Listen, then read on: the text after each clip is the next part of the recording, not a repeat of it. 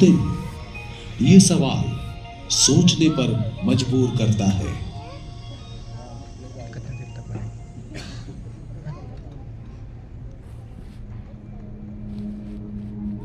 मंगल के बाद स्थित है एस्टेरॉयड बेल्ट। सौर मंडल के जन्म के समय फैले मलबे के टुकड़े जो गुरुत्वाकर्षण के कारण कभी ग्रह में तब्दील नहीं हो पाए, सूर्य के चारों ओर अनंत चक्करें लगाते। इन महाकाशीय पिंडों से आगे बढ़ते हुए हम प्रवेश करते हैं अन्य ग्रहों के द्वार पर।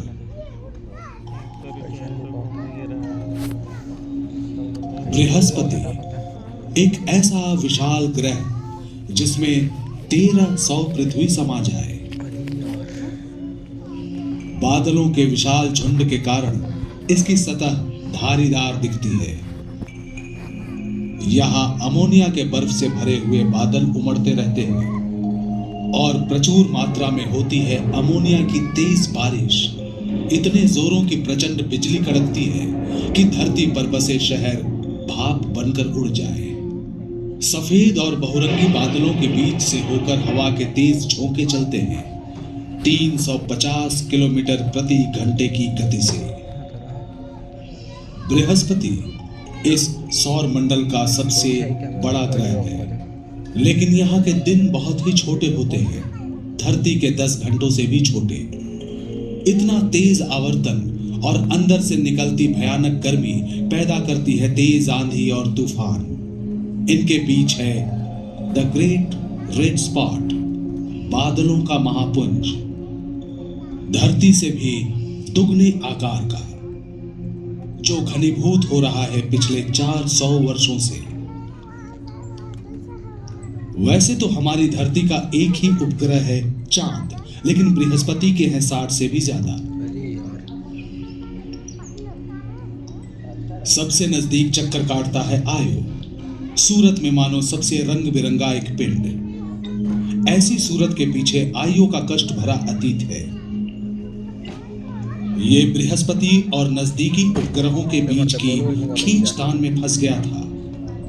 वे खींचते रहे, धकेलते रहे और बुरी तरह बिगाड़ दी आयो की सतह और भीतरी सतह को गर्म कर दिया। अंदर से पिघला द्रव्य दरारों से बाहर सतह पर फैल गया और पास के महाशून्य में विस्फोटित हुआ। सौर मंडल की विशालतम ज्वालामुखी से बहुरंगी सल्फर की बर्फ तोप के गोले की तरह छूटकर आसमान में 300 किलोमीटर उछलती है और नीचे उपग्रह की सतह पर गिरकर पीले, लाल, काले और सफेद रंग बिखेर जाती है। आयु जिसके अंदर के द्रव्य ने रचा है उसका बाहरी रूप। इससे थोड़ी दूर है बृहस्पति का एक और उपग्रह यूरोपा, जिसकी सतह पर बर्फ की दरारों का फर्श बिछा है। इसके नीचे है अगाध समुद्र, संभवतः जैवीय अणुओं से समृद्ध। भविष्य के यान शायद यहां उतरे। इसकी सतह को चीर कर देखें यूरोपा का अनजान समुद्र और तलाशें संभावित जीवन को।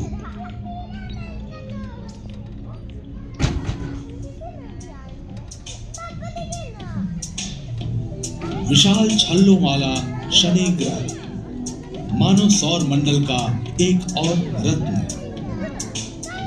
बृहस्पति की तरह यह भी गैस का विशाल समूह है जिसका वायुमंडल हजारों किलोमीटर गहरा है। बादलों के नीचे कोई ठोस सतह नहीं है, बल्कि तरल मेटालिक हाइड्रोजन का अनदेखा समंदर है। शनि के मेघपुंज तूफानों से परिपूर्ण है, कहीं कहीं अमोनिया की बारिश और एशिया के आकार के चक्रवात, तो कहीं हर 30 साल में अमोनिया का बर्फीला तूफान उठता है जो कुछ सप्ताहों में फैलते हुए पूरे ग्रह का चक्कर काटने लगता है। लेकिन हमें सबसे ज्यादा चौंकाता है वो है शनि के वलयों की सजावट। इनका वृत्त लगभग 3 लाख किलोमीटर का है, लेकिन कहीं कहीं यह 30 मीटर से भी कम घने हैं। जो खुली आंखों से पारदर्शी नजर आते हैं। ये दरअसल अरबों हिमकणों से बने होते हैं। ये टुकड़े आकार में किसी मकान जैसे बड़े तो कभी नमक के दाने जैसे छोटे भी होते हैं। ये सब शनि के चारों तरफ 85,000 किलोमीटर प्रति घंटे की गति से चक्कर काटते हैं। शनि के चारों ओर छोटे बड़े उपग्रह भी घुमा करते हैं। इनमें सबसे अनोखा है टाइटन। धुएं से भरा एक पिंड बहुत हद तक अपने चंद्रमा जैसा और वायुमंडल धरती से 2.5 गुना ज्यादा। इसके नीचे सैकड़ों किलोमीटर तक फैले हैं रेतीले टीले, ठोस बर्फ से बने पर्वत और झील जिनमें भरा है तरल इथेन और मीथेन। पर्वत, रेत के टीले, नदियां और झीलें सब हैं जाने पहचाने, लेकिन शून्य से 180 डिग्री कम तापमान पर टाइटन की हालत धरती से जुदा होती है। यूरेनस यानी अरुण ग्रह भी विशाल गैस पुंज है, सूर्य से लगभग 3 अरब किलोमीटर दूर। इसके भी छल्ले होते हैं, लेकिन वे शनि के छल्लों से पतले और गहरे रंग के होते हैं। सुदूर अतीत में हुए किसी महाकाशीय टक्कर से उपजा हुआ ग्रह यूरेनस अपने अगल बगल में चक्कर काटता है और सूर्य की प्रदक्षिणा बड़ी धीमी गति से करता है। यूरेनस के 27 उपग्रहों में से मुख्य है मिरांडा।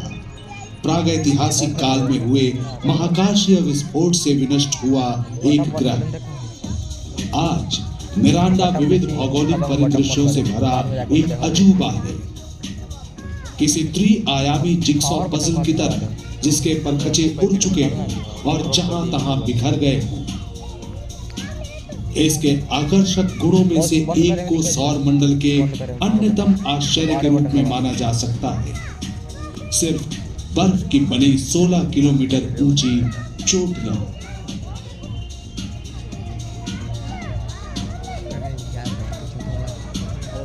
इसके बाद है निरंतर चमक से भरा नेपच्यून यानी वरुण ग्रह।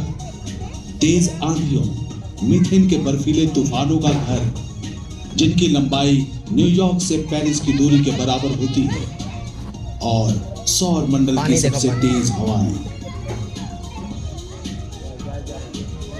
वरुण का सबसे बड़ा उपग्रह ट्राइटन भी बड़ा विचित्र है। इसका चरम नाटकीय वातावरण, मीथेन के विशाल फव्वारे जो आसमान में 8 किलोमीटर तक पहुंच जाते हैं। अरे बाप,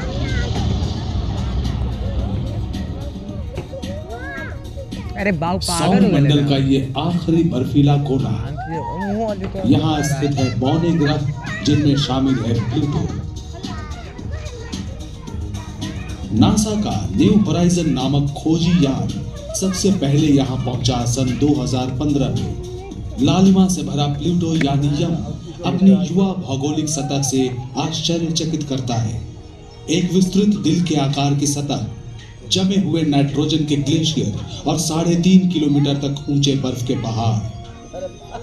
प्लूटो के 5 उपग्रहों में से सबसे बड़े शेरॉन ने भी निराश नहीं किया। गहरे रंग के ध्रुव और 1000 किलोमीटर लंबी और 6 से 9 किलोमीटर गहरी घाटियां हैं यहाँ।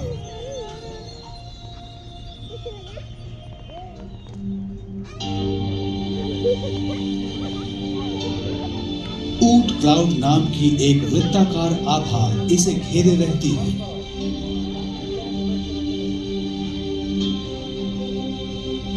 डर्टी आइस के करोड़ों टुकड़े मिलते हैं यहाँ।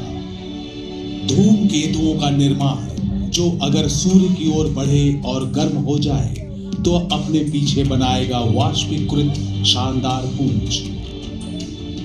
अरबों साल पहले अनगिनत धूमकेतु आकर गिरे थे धरती पर, शायद अपने साथ लाए थे पानी और जैवीय अणु, जिनसे आखिरकार जीवन बनता।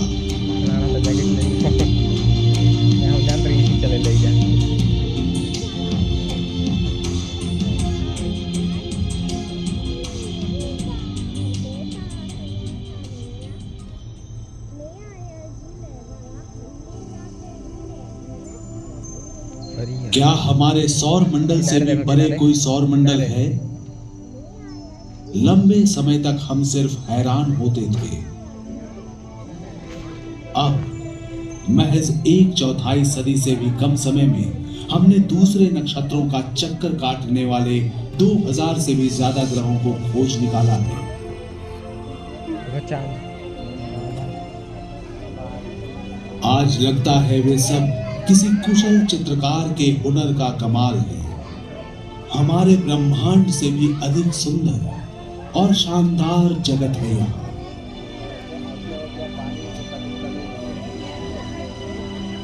देखो पानी से 100 फीट से भी ज्यादा अंदर रहेगा। पानी में जमा ना हम डूब भी जाएंगे।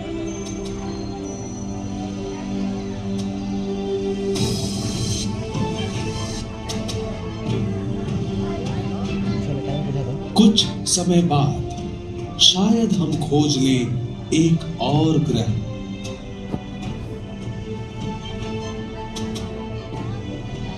जो हमारी धरती से बहुत ज्यादा अलग न हो, जो घूमती हो हमारे जैसे ही किसी सूर्य के चारों ओर।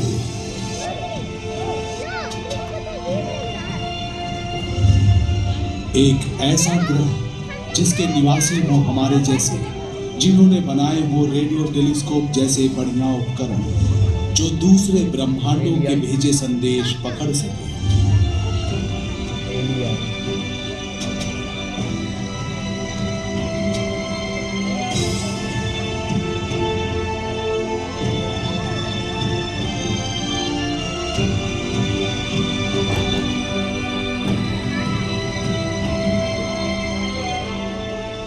जिसके निवासी हमारी तरह तारों से भरे आसमान को देखकर सोचते हो, क्या ब्रह्मांड में हम अकेले हैं?